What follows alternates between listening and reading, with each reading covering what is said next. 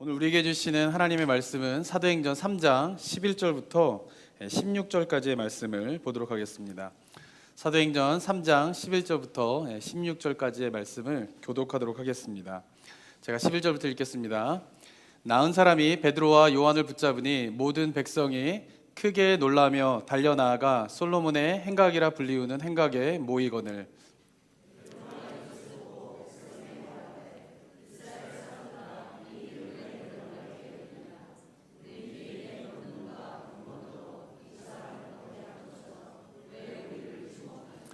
아브라함과 이삭과 야곱의 하나님 곧 우리 조상의 하나님이 그중 예수를 영화롭게 하셨으니라. 너희가 그를 넘겨주고 빌라도가 놓아주기로 결의한 것을 너희가 그 앞에서 거부하였으니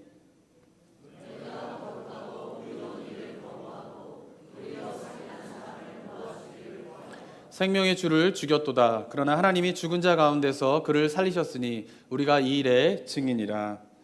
그 이름을 믿었으므로 그 이름이 너희가 보고 이 사람을 성하게 하였나니 예수로 말미암아 난 믿음이 너희 모든 사람 앞에서 이같이 완전하게 낫게 하였느니라. 아멘. 제가 오늘 초등학생이 쓴 시 한 편을 읽어드리도록 하겠습니다. 제목은 아빠는 왜입니다. 엄마가 있어 좋다. 나를 이뻐해 주셔서. 냉장고가 있어 좋다. 나에게 먹을 것을 주어서. 강아지가 있어 좋다. 나랑 놀아주어서. 아빠는 왜 있는지 모르겠다. 네. 참 웃게 되는 시지만은 그러나 따지고 보면 웃을 수만 없는 그런 시라는 생각이 좀 듭니다. 이 시를 보면서요, 한국 사회가 지금 어디로 가고 있는가에 대한 생각을 좀 많이 하게 됩니다.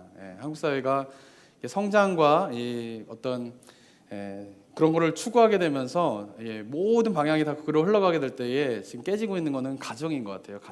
가정이 깨지고 아버지로서의 권위가 실종되어지고 그러면서 가정 가운데 있는 어린아이부터 나이 드신 분들까지 이렇게 불안함과 염려 가운데에서 이렇게 살아가게 되는 모습들을 참 많이 보게 됩니다.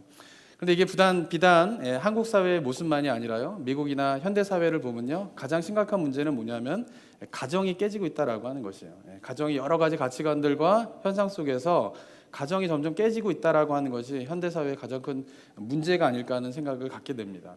그러면서 사람들을 만나보면요, 점점 심리와 심성 가운데에 이 불안함과 염려가 굉장히 극도로 차 있는 모습들을 참 보게 됩니다. 그러면서 사회 속에서 좀 이런 문제를 해결하기 위해서는 좀 뭔가 일이 일어나야 되는데, 근데 구조적으로 보나 사회적인 그런 현상들을 볼 때에 과연 이런 문제들이 해결될 수 있을까? 뭐 이런 거에 대한 의문점들이 많이 드는 그런 시대를 우리가 살아가고 있는 것 같습니다. 그러면서 정말 저는 이 시대 가운데 정말 하나님의 기적이 좀 필요하지 않은가 하는 생각들이 많이 들고요. 그리고 하나님의 기적은 교회를 통하여서, 그리스도인들을 통하여서 일어나게 될 거라고 저는 믿습니다. 자, 그렇다면 우리가 교회를 통하여서 우리의 삶을 통하여서 일어나야 할 기적의 모습들은 도대체 무엇인지를 오늘 본문 속에 나와 있는 그런 기적의 일을 보면서 살펴보도록 하겠습니다. 오늘 본문은 지난주와 이어서 베드로와 요한이 성전 미문에 앉은 안진뱅이를 일으키는 기적의 사건을 다루고 있습니다. 근데 이 기적의 사건을 우리가 살펴보게 되면요, 기적을 일으키는 삶의 세 가지 요소에 대해서 한번 발견할 수가 있습니다. 그 첫 번째는 무엇이냐면요, 바로 예수 그리스도가 중심이 되는 삶이 기적을 일으키게 된다라고 하는 것입니다. 베드로와 요한이 안진뱅이를 일어나게 되자요, 그 안진뱅이는 그 당시에 그 성전에 드날고 있었던 사람들에게는 유명한 사람이었습니다. 왜냐하면 오랫동안 날 때부터 안진뱅이였기 때문에 거기서 구걸하던 사람이었기 때문에 많은 사람들이 알고 있었어요. 그런데 어느 날 그 안진뱅이가 일어나서 뛰는 모습을 보자 사람들이 놀라게 됩니다. 그리고는 도대체 이 사람이 어떻게 일어나게 됐느냐, 누가 이 일을 행했느냐라고 하면서 베드로와 요한을 붙잡고 이야기를 하기 시작합니다. 그래서 어디에 모였냐라고 성경에 나와 있냐 하면은 솔로몬 행각에 모였다라고 이야기를 하고 있습니다. 이 솔로몬 행각은요, 지난주에 제가 도면을 보여드렸는데 그 성전을 주변으로 해서 이렇게 둘러치고 있는 담과 같은 것이 그냥 담이 아니라 저게 이제 기둥이 있고요, 지붕이 있고 벽은 없는 이렇게 뚫려 있는 공간입니다. 저희가 바로 솔로몬 행각입니다. 그 솔로몬 행각에서 주로 일어난 일은 뭐냐면은 사람들이 랍비와 같이 어떤 사람에게 질문을 하고 뭐 율법에 대해서 묻고 하면서 서로 배우고 듣는 그런 공간이 어디냐면은 그 성전 주변을 둘러싸고 있는 그 행각들이 다 그런 역할을 하고 있는 곳입니다. 그러니까 성전 미문에서 안진뱅이가 일어나게 되자 사람들이 베드로와 요한을 붙잡고 이야기를 합니다. 그리고 솔로몬 행각에 모였을 때 많은 사람들이 모이게 됩니다. 그리고 그 사람들이 그곳에 이렇게 모였던 이유는 뭐냐면은 도대체 이 기적을 일으킨 베드로와 요한이 누구인가에 대해서 관심을 갖고 그 사람들을 보기 위해서 모였던 것이죠. 그런데 이렇게 자신을 보기 위해서 모였던 사람들을 향하여서 베드로가 12절에서 이렇게 이야기를 합니다.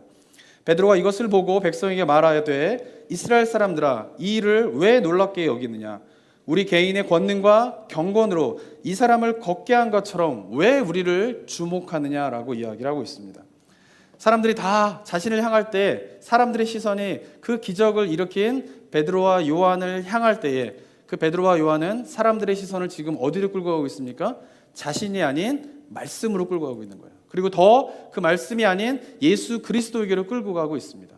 이렇게 선포하고는 13절부터 베드로가 설교를 시작하는데 그 설교의 중심은 뭐냐면은 너희가 죽인 예수 그리스도, 빌라도가 죄가 없다라고 했지만 그래서 놔주려고 했지만 그러나 너희가 거부한 그 예수 그리스도는 구약에서부터 예언된 메시아이며 하나님이 보내신 자이며 하나님의 사명을 위하여서 이 땅에 오신 분이다라고 하면서 사람들의 시선을 어디로 끌고 가고 있어요? 예수 그리스도에게로 끌고 가고 있다라고 하는 것입니다.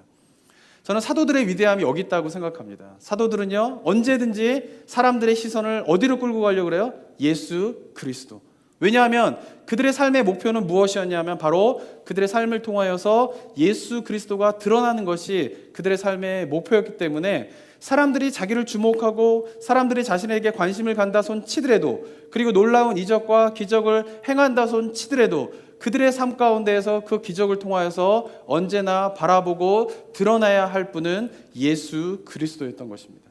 그리고 그들이 그렇게 예수 그리스도를 중심으로 예수 그리스도를 드러나고자 하는 삶을 살게 되었을 때에 그들은 바로 안진뱅이를 일어나는 기적이 일어날 수 있었다라고 하는 것입니다. 사랑하는 성도 여러분, 예수 그리스도 중심으로 살아갈 때 하나님의 기적이 있습니다. 이걸 믿으시기 바랍니다. 우리 주변에는요 안진뱅이가 일어나는 기적 같진 않지만 그래도 예수 그리스도를 중심으로 살려고 했던 사람들의 간증 속에서 기적의 현상들이 일어나게 되는 것을 종종 들을 수가 있습니다. 그 중에 하나가 있는데요. 뭐냐면은 한번 사진을 보시면요. 티보잉이라고 하는 그런 저런 동작을 몇 년 전에 한국하고 미국의 젊은이들이 막 따라한 적이 있었습니다. 다 만나기만 하면 다 이러고 있었습니다. 만나기만 하면 막 이러고 사진 찍어서 SNS에다 올리고 막 이런 적이 있었는데 저 동작을 하고 있는 저 사람은 누구냐? 팀 티보우라고 하는 미식 축구 선수예요. 근데 저 사람이 플로리다 대학에서 이제 미식 축구 선수를 할 때에 그 대학교를 2년 동안 정상에 올리게 되는 그런 중요한 역할을 하게 됩니다. 그런데 그 경기를 할 때마다 저 팀 티보우라고 하는 선수가 하는 행동이 있었는데 그게 뭐냐면은 눈 밑에 보면은 이제 햇빛이 반사될 수 있도록 이렇게 아이 패치를 붙이게 되는데 거기에다가 글씨를 쓴 것이에요.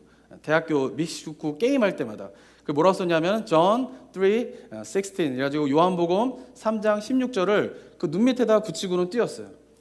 그런데 대학교의 주립대학 플로리다 주립대학이 그 대학교 챔피언전에서 결승전에 있게 될 때에 저 장면이 전국으로 방송이 되면서 그날 저 경기를 보고 구글에 요한복음 3장 16절이 클릭되고 조회된 횟수만 9천만 건이 넘었다고 합니다.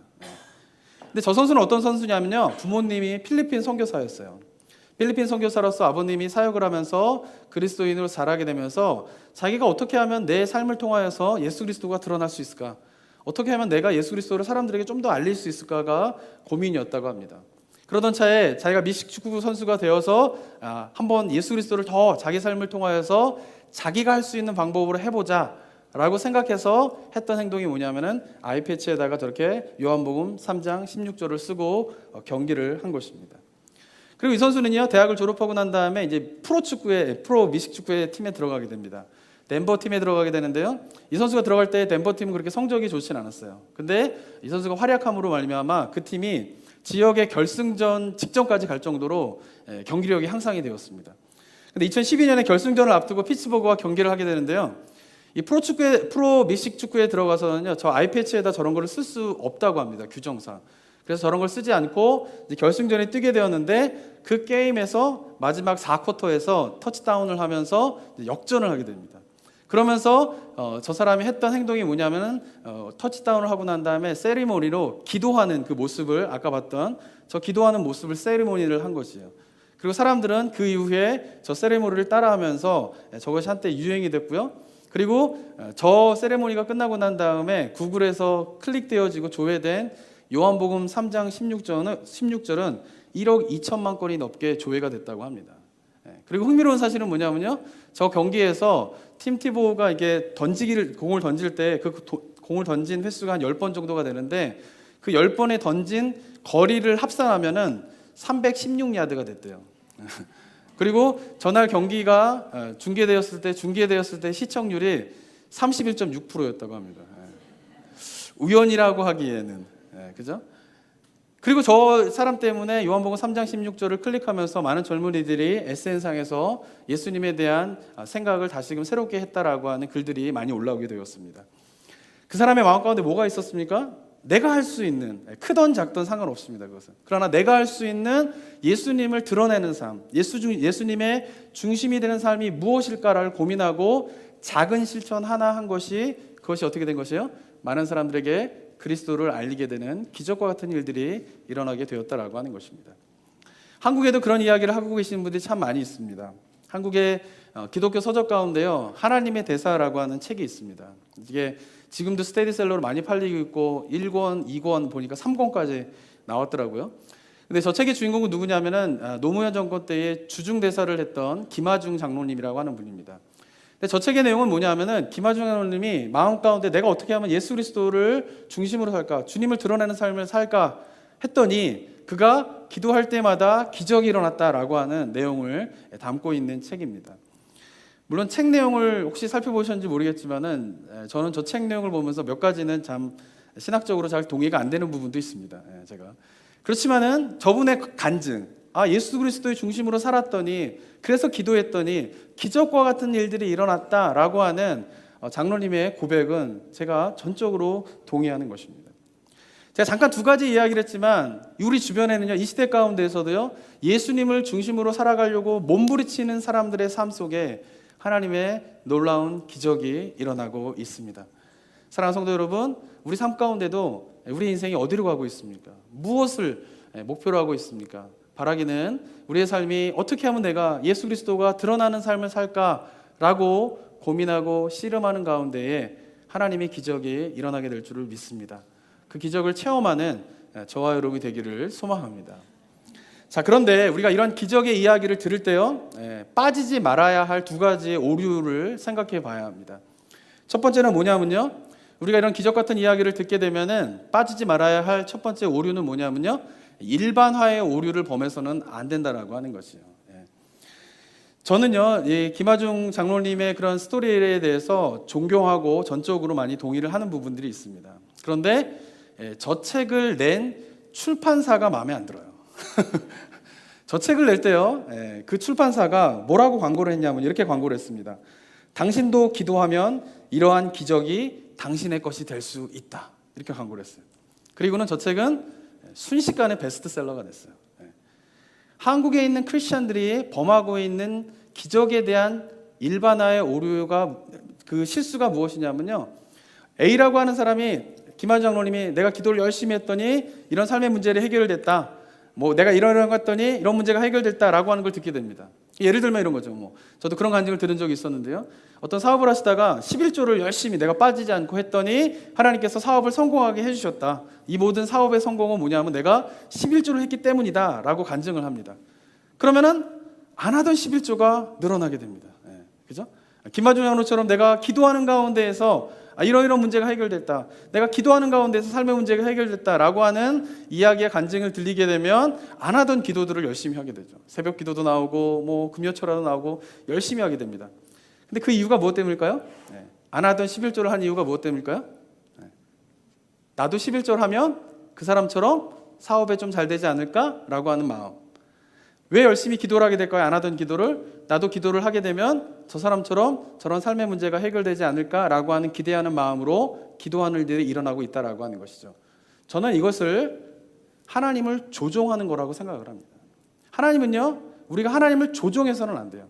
근데 하나님은 어떻게 조종하냐면요, 이렇게 하는 거예요. 누군가가 이러이러한 행동을 했더니 저러저러한 하나님의 역사가 있었다라고 들으면 내 마음 가운데 어떤 생각이 드냐면, 나도 이러이러한 행동을 하면 저 사람처럼 저러저러한 일들을 하나님께서 행하실 거야 라고 기대하는 것이죠. 근데 이것이 하나님을 조종하는 것이다 라고 하는 것이죠. 하나님은 그런 분이 아니에요. 하나님은 우리의 조정을 받아야 되는 분이 아니다라고 하는 것입니다. 그러면 우리가 어떻게 해야 되느냐? 기적과 같은 일들이 일어나는 것을 듣게 될 때 기억해야 될 것은, 저 사람의 삶 속에서 이러이러한 일을 했더니 저러저러한 하나님의 놀라운 기적이 있다라고 하면 그 사람의 삶 가운데 역사하셨던 그 하나님에 대해서 감사하고 그 하나님을 기뻐하는 일을 하는 것입니다. 그리고 끝이에요, 거기서. 그리고 해야 할 일은 뭐냐면은, 나도 그러니까 저러저러한 일을 통해서 이러이러한 결과를 얻어내야지라고 하는 것이 아니라, 내 삶 가운데는 그렇다면, 저 사람의 삶 가운데는 저렇게 일하셨다면, 그렇다면 내 삶 가운데는 하나님이 어떻게 일하실 것인가를 기대하면서 소망하고 기도하는 삶이 바로 기적을 사모하는 올바른 자세이다라고 하는 것입니다. 사랑하는 성도 여러분, 하나님은 천편일률적으로 모든 사람들에게 똑같이 행동하는 분이 아니에요. 하나님은 어떻게 하세요? 각 개인의 특성을 너무나 잘 아시는 분이에요. 그래서 각 사람에 맞게 하나님이 어떻게 하세요? 기적을 일으키시고 역사하시는 분임을 믿으시기 바랍니다. 그 하나님을 소망해야 돼요. 왜 저 사람 삶 가운데 이런데 나는 안 그럽니까가 아니라, 저 사람 삶 가운데 그런 일을 행하셨던 하나님 참 감사합니다. 그렇다면 나의 삶 가운데는 하나님이 어떠한 일을 행하실지 제가 하나님을 기대합니다 라고 기도할 수 있는 저와 여러분이 되기를 소망합니다. 그리고 또 하나, 기적에 대해서 빠지지 말아야 할 두 번째 오류는 뭐냐면요, 오늘 본문 속에 나와 있는 사람과 같은 오류를 행하는 것입니다. 그런데 빠지면 안 되는 것입니다. 그것은 뭐냐면은, 기적이 일어나면은, 성령의 기적이 일어나면 그 기적을 일으킨 사람에게 시선이 머무르는 것이에요.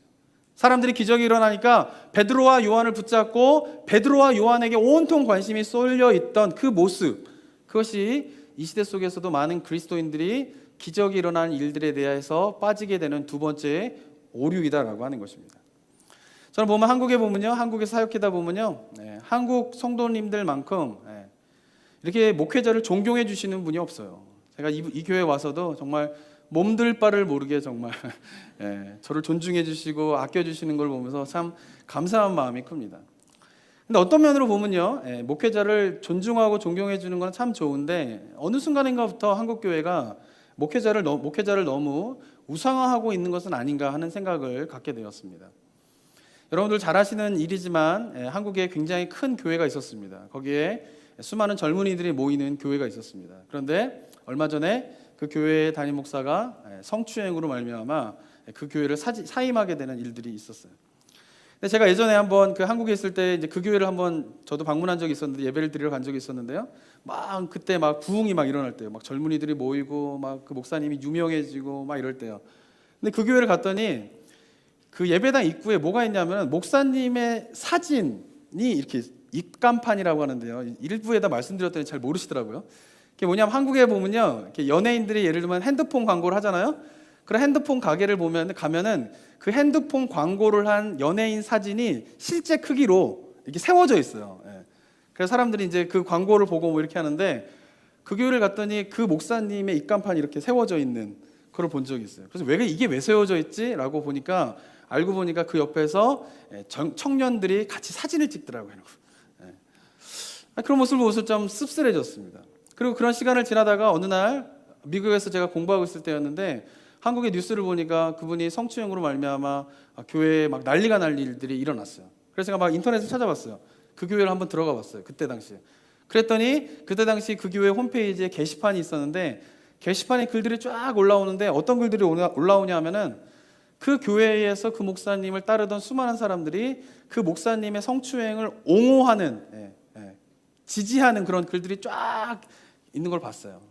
그 중에 보면은 막 이런 글들도 있었어요. 기억에 남는 게 있는 게 뭐였냐면은, 다윗도 그랬잖아요, 막 이러면서 우리 목사님 하나님이 용서해 주실 거예요, 이해해 주실 거예요, 목사님 힘내세요, 막 이런 글들이 쫙 올라오는 걸 봤어요.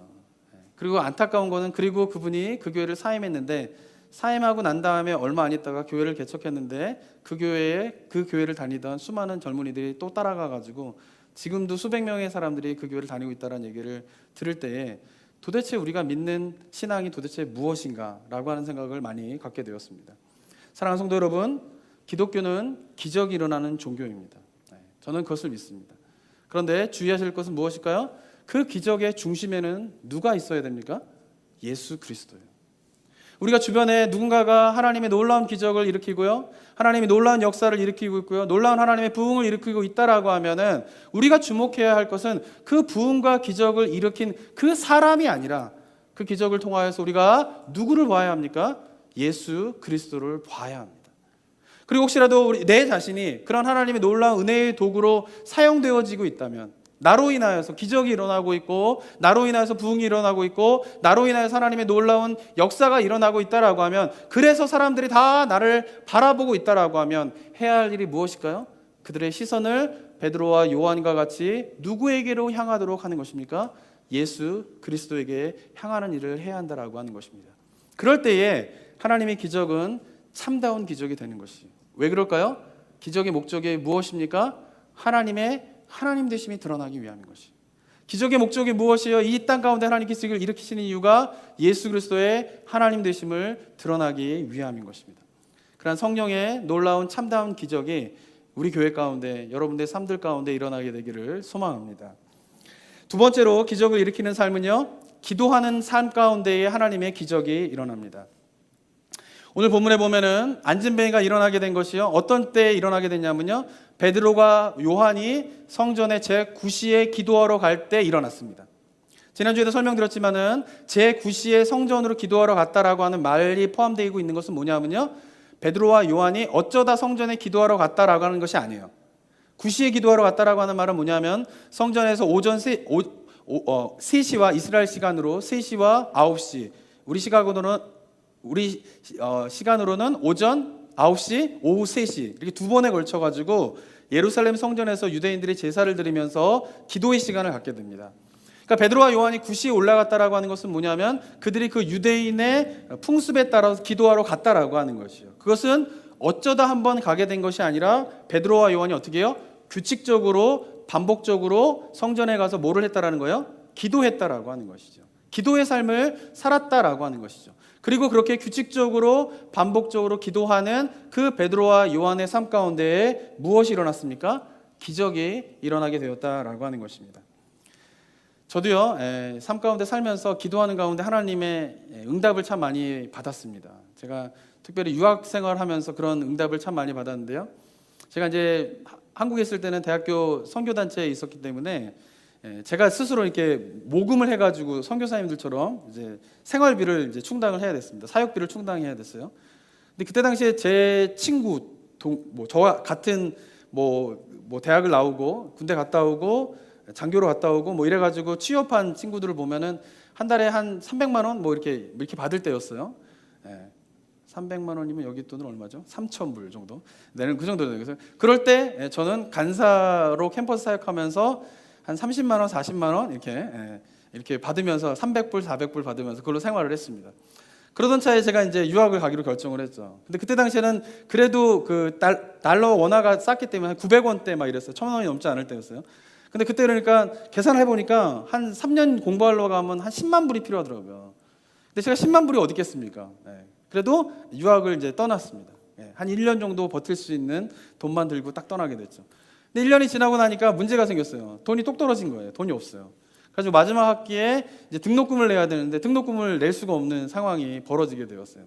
근데 그럴 때에 어디선가 이렇게 한국에서 연락이 왔어요. 이렇게 연락이 왔는데 뭐냐면은 제가 이제 그 미국을 오기 전에 제 후배랑 저희 아내 후배를 이렇게 연결시켜 준 적이 있습니다. 그러고 난 다음에 유학을 오고 난 다음에 둘이 결혼을 하게 됐어요.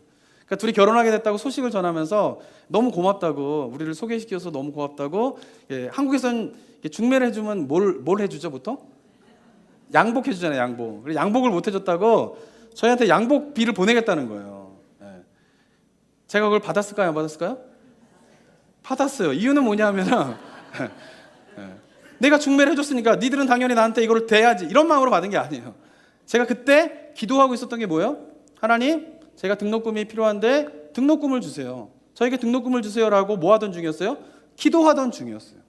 기도하던 중에 그런 소식이 갑자기 날라오게 되었을 때 저는 그들이 내가 중매를 해줬으니까 넌 당연히 내야지 이런 마음이 아니라 그것이 무엇으로 저에게는 깨닫게 되었어요? 하나님의 기도의 응답이구나라고 생각을 하게 되었죠. 그리고 또 얼마 안 있다가요, 갑자기 예전에 이민을 가서 대학교를 캐나다에서 다니고 취직을 한 친구가 있었는데 그 친구한테 연락이 왔어요. 제가 취직을 해가지고 첫 월급을 탔는데 첫 월급의 일부를 저한테 보내겠다는 거예요. 제가 받았을까요? 안 받았을까요? 받았어요. 이유는 무엇이냐면 만약에 제가 하나님 저에게 등록금이 필요합니다. 제가 등록금을 저에게 줄 수 있도록 하나님 역사해 주세요라고 하는 기도를 안 했는데 만약에 제가 그 돈을 받았다면 저는 도둑놈이죠. 남이 열심히 일한 첫 월급을 제가 왜 받습니까? 그렇지만 그것은 단순히 한 사람이 첫 월급을 줘서 저에게 주겠다라고 하는 그 사람의 말이 아닌 누구의 말인 거예요? 이거는 하나님의 기도의 응답이었던 것이에요. 저는 그 이후에도 어떤 선배로부터 갑자기 연락 와가지고 내가 생활하고 있는데 너가 갑자기 일어나서 너한테 뭐 좀 보내주겠다 이런 경우를 또 경험하게 되었습니다. 그럴 때마다 제가 어떻게 했을까요? 낼름낼름 받았어요. 이유는 무엇 때문이냐면 희한하게 그런 연락이 오기 전에 제가 하고 있었던 게 있었어요. 뭘까요? 기도하고 있었어요. 만약에 기도하지 않았더라면요, 그런 모든 연락은 그냥 일상이에요. 그죠? 그런데 기도하는 가운데 있었더니 그 모든 연락들은 그냥 일상적인 일들이 아니라 뭐로 깨닫게 되는 거예요? 하나님의 역사. 저에게는 기적과 같은 일이었어요. 하나님의 기적이었던 것이에요. 왜 그것이 하나님의 기적인 것을 제가 깨닫게 되었습니까? 제가 뭐 하고 있었기 때문에? 기도하고 있었기 때문에 그렇다라고 하는 것이죠. 사랑하는 성도 여러분, 우리가 기도할 때 하나님의 기적이 일어납니다. 다시 바꿔 말하면 우리가 왜 기적을 체험하지 못합니까? 기도하지 않기 때문이에요. 그리고 기도하지 않기 때문에 우리는 하나님의 역사를 체험하지 못하는 것이고 하나님이 일하지 못하시는 것이고, 그리고 우리가 기도하지 않기 때문에 문제는 뭐냐면 하나님이 일하셔도 그것이 하나님의 일하심이라고 깨닫지 못하는 것이에요. 그리고 뭐라고 생각하냐면 그냥 일상적으로 일어나는 현상이라고 치부해보는 일들이 너무나 많이 있다라고 하는 것입니다. 왜 그럴까요? 하나님이 일하셔도 그것이 하나님의 역사를 볼 수 없는 우리의 모습이기 때문에 그렇다라고 하는 것입니다. 그래서 기도하는 게 중요합니다. 기도하는 것이 중요한 이유는 뭐냐면요, 기도하는 가운데에서 우리의 일상이 뭐가 되는 것이에요? 하나님의 기적이 되게 된다라고 하는 것이죠. 일상의 현상이 하나님의 응답하심이다라고 하는 것을 기도할 때에 깨달을 수가 있다라고 하는 것입니다. 그렇기 때문에 기도하는 자들에게 하나님의 기적이 있습니다. 그 삶을 살아가는 저와 여러분이 되기를 소망합니다. 마지막으로 한 가지 돌아봐야 할 것이, 생각해 봐야 할 것이 있는데 그것은 뭐냐면 기적을 일으키는 삶은요, 세 번째 요소는 가던 길을 잠시 멈추고 주변을 둘러볼 때에 기적이 일어납니다. 오늘 본문의 기적이 어떻게 일어났습니까? 안진뱅이에게는 일상이었어요. 그냥 그는 여느 때와 같이 미문에 앉아가지고 구걸하기 시작했습니다. 그렇게 구걸한 지 10년이 되었는지 20년이 되었는지 알 수가 없을 정도 오랜 시간 동안 일상적으로 반복적으로 기도하고 있었어요. 그런데 그런 삶 가운데 갑자기 베드로와 요한이 지나가다가 성전으로 기도하러 올라가다가 멈춰서게 됩니다. 그리고 베드로와 요한이 돌아보게 됩니다. 그리고 안진뱅이를 향하여서 일어나 걸으라 라고 했을 때에 기적이 일어났다라고 하는 것이죠. 만약에 베드로와 요한이 가던 길을 멈춰서 돌아보지 않았다라고 하면 그 기적은 일어날 수가 없었다라고 하는 것입니다. 제가 한 가지 이야기를 나눠드리도록 하겠습니다. 일본의 20세기 초에 보면요, 한 목사님이 계신데 그 목사님의 이름이 뭐냐면은 나가노라고 하는 목사님이 계셨습니다. 이 나가노라고 하는 목사님은요, 신학을 공부하고 난 다음에 목사 안수를 받고 나서 하나님 앞에 받은 비전이 있었는데 그게 뭐냐면은 전방 100km 내에 교회가 없는 곳에 가서 제가 교회를 개척하겠습니다. 이런 이제 비전을 받았어요. 그래가지고 목사 안수를 받고 난 다음에 전방 이제 동서남북으로 100km 이내에 교회가 없는 곳을 찾아가지고 가서 텐트를 치고 교회를 개척하였습니다. 그게 어디냐면 그 일본 북쪽에 있는 가나사와라고 하는 곳에 가서 개척을 했습니다. 부푼 마음으로 개척을 하면서 가족들만 모여서 텐트 안에서 예배를 드리기 시작했습니다. 하루가 지났습니다. 일주일이 지났습니다. 찾아오는 사람은 없었습니다. 한 달이 지났습니다. 역시 찾아오는 사람이 없었습니다. 1년이 지났습니다. 여전히 찾아오는 사람이 없었습니다. 그리고 세월을 5년을 보냈어요. 5년 동안을 그냥 낯선 곳에서 가족들하고 예배를 드리면서 언제쯤 사람이 오게 될까, 언제쯤 복음을 전하면 사람들이 받아들이게 될까 하면서 열심히 교회를 꾸미면서 사역을 했어요. 근데 5년이 되던 어느 날 수요일에 예배를 드리는데 갑자기 텐트의 문이 쫙 열리면서 젊은 청년 하나가 들어오게 됩니다. 나건호 목사님이 너무 좋아했어요. 젊은 청년이 들어왔구나. 그리고 여느 때와 다르게 더 열심히 막 설교를 하고 막 찬송을 하면서 예배를 인도했습니다. 그리고 예배가 마치고 난 이후에 그 청년을 불러다가 우리 같이 식사를 하자 그러면서 가족들과 함께 식사를 하게 되었어요. 근데 식사를 하면서 밥을 먹는 가운데 갑자기 그 청년이 밥을 먹다 말고 우엑 하고 기침을 하기 시작하더니 피를 토하기 시작하는 것입니다. 알고 봤더니 그 청년은 폐병 환자였어요. 지금야 폐병이 고칠 수 있었지만 1900년대 초에는 그 폐병은 거의 죽을 병이었어요. 그리고 죽을 병뿐만 아니라 전염병이었기 때문에 사람들에게 굉장히 위험한 병이었습니다. 그 피를 토하는 청년의 모습을 보면서 이 나가노 목사님의 마음 가운데 하나님에 대한 원망하는 마음이 확 들기 시작했어요. 하나님, 5년 만에 온 사람이 폐병 환자라니요. 이 사람이 만약에 우리에게 있다라고 하면 우리 가족은 어떻게 합니까? 우리 자녀들은 어떻게 합니까? 같은 병에 걸리면 어떻게 하게 돼요? 그리고 이 사람이 우리 교회에 있게 된다라고 하면은 이 교회에 누가 찾아오겠습니까? 폐병 환자가 있는 교회에. 하나님 너무하신 거 아닙니까? 라고 하는 마음에 막 생각이 들었어요. 그렇게 막 원망하는 마음이 한쪽에서 드는 가운데 또 한쪽에서는 어떤 것을 듣게 되었냐면 주님의 음성을 듣게 되었어요. 주님께서 말씀하시기를 이 사람은 내가 5년 만에 너에게 보낸 사람이다. 그 말을 듣고 그 나가노 목사님이 자기의 원망하던 마음들을 다 정리하고 흘린 피를 다 닦고 난 다음에 밥상을 다시 차리기 시작했습니다. 그리고 정성스럽게 다시 밥상을 차려서 그 청년하고 밥을 나누어 먹기 시작했습니다. 그러니까 알고 보니까요, 이 피를 토한 청년은요, 일본의 유명한 정치가의 사생아였어요. 그래서 정상적인 결혼 관계에서 난 아들이 아닌 것이었죠.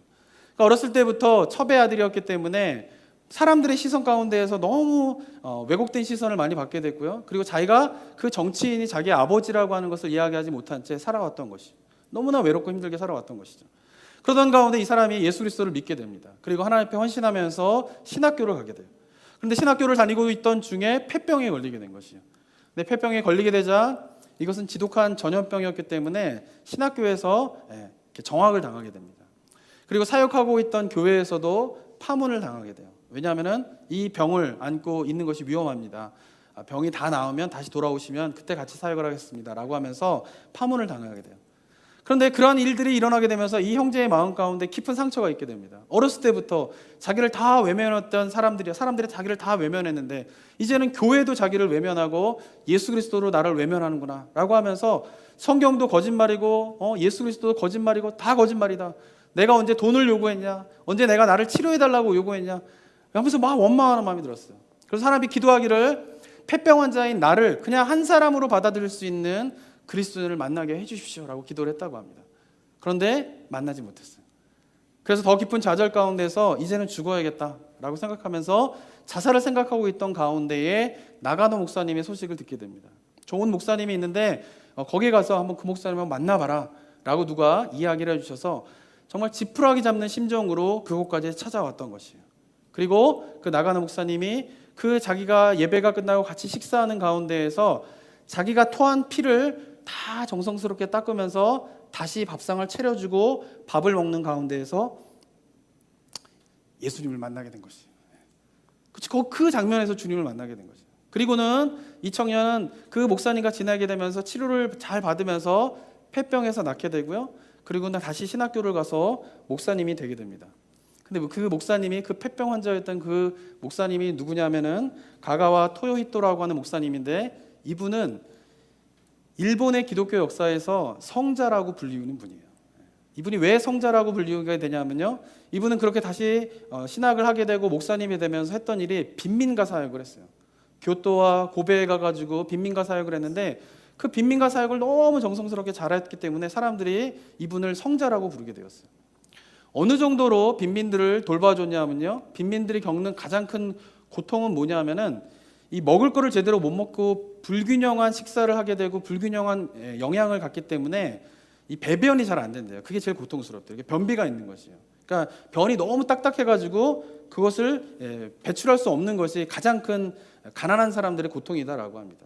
그럼 저 목사님은 그런 고통 가운데 있는 사람들의 엉덩이를 손으로 이렇게 변을 다 걷어내면서 변을 볼 수 있도록 하게 했고요.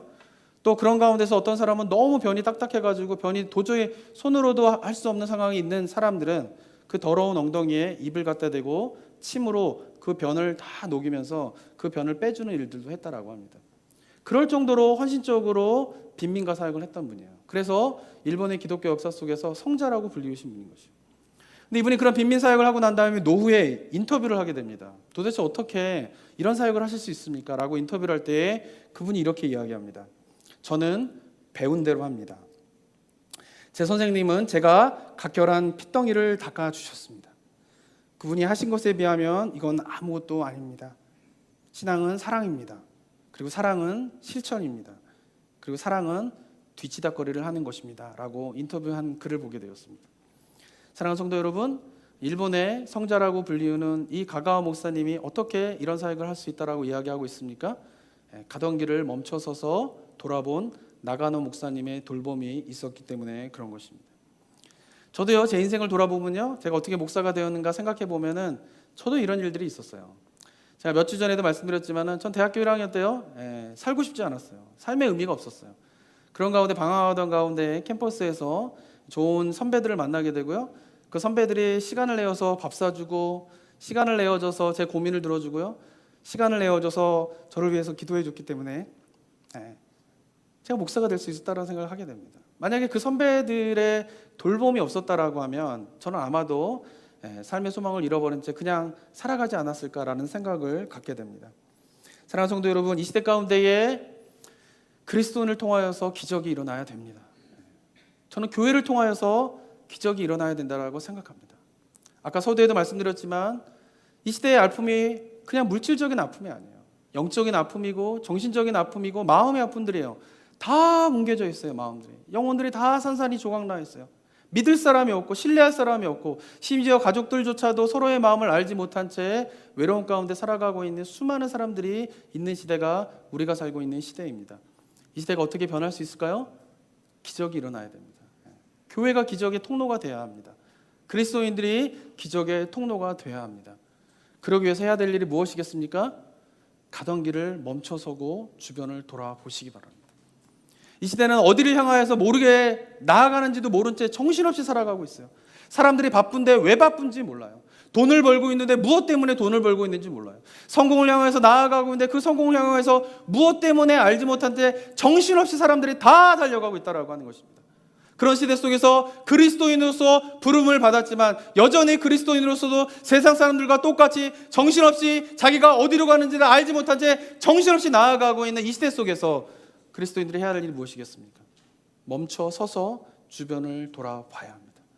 멈춰 서서 주변을 돌아보며 작은 손길을 내밀어 주게 될 때에 그 작은 손길은 바로 하나님의 놀라운 기적의 통로가 될 줄라고 저는 믿습니다. 사랑하는 성도 여러분, 우리가 어떻게 살아가고 있습니까? 우리가 무엇을 꿈꾸고 있습니까? 어떤 교회를 소망하고 계십니까? 바라기는 저와 여러분들이 이 교회가 정신없이 살아가는 이 시대 속에서 좀 멈춰서서 우리 하나님의 뜻을 다시 바라보고 주변을 돌아보면서 작은 도움의 손길을 내밀므로 하나님의 기적의 통로가 되는 교회 삶이 되었으면 좋겠습니다. 기도하겠습니다. 이 시간 함께 기도하며 나아갈 때에 우리의 삶을 돌아보시기 바랍니다. 지금 어디로 가고 있습니까? 무엇을 향하여 열심을 내고 계십니까? 혹시라도 우리의 신앙이 온통 자신을 위해서만 있다라고 하면, 온통 신앙의 관심이 자신의 가족에만 갇혀 있다라고 하면 우리는 하나님의 기적의 통로가 될 수 없습니다. 이 시간 기도하며 나아갈 때에 나의 삶 가운데 예수 그리스도가 드러나는 삶이 되게 하여 주시옵소서. 하나님, 내 삶이 멈춰서 주변을 돌아봄으로 하나님의 기적의 통로의 삶이 될 수 있도록 인도하여 주시옵소서. 나성 북부교회가 하나님의 기적의 통로가 되는 교회가 될 수 있도록 인도하여 주시옵소서 라고 소원하는 마음이 있는 성도님들은 그 삶에 대한 결단을 하며 주님 앞에 기도하며 나아가도록 하겠습니다. 기도하겠습니다. 아버지 하나님,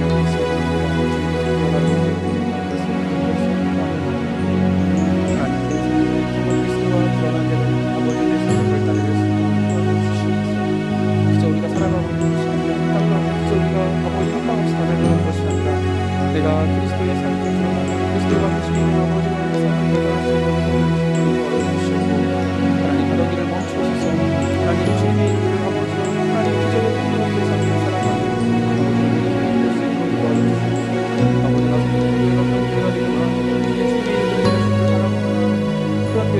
인도하여 주시고 아버지 하나님 놀랍게 이렇게 행복하게 아버지를 해주시고 주님에게 나를 바라보며 아버지 은혜를 받으시고 성령을 역사해 주시고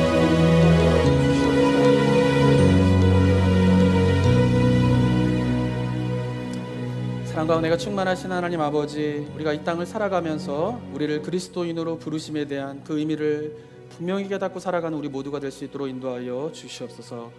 우리 인생의 목적이 어딘지 돌아보게 하시고 하나님 우리를 통하여서 정말 그리스도가 드러나고 그리스도가 중심이 되는 그 삶에 대한 소망을 다시금 품는 우리 성도님들 될 수 있도록 인도하여 주시옵소서. 바쁘게 살아갑니다. 분주하게 살아갑니다. 어디를 향하여서 그렇게 열심을 내는지 모르고 살아갑니다. 하나님 멈춰서서 주변을 돌아볼 수 있도록 인도하여 주시옵소서.